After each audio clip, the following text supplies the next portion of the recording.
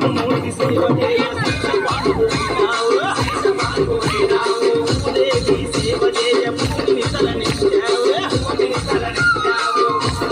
సేవ చేయ శేషపాల్గొనినావు దేవి సేవ చేయ పూర్తిని తలనిచ్చావు గుణము సాగిన దానాకులో గుణము సాగిన దానాకులో నీ మహిమ చూపిన పైన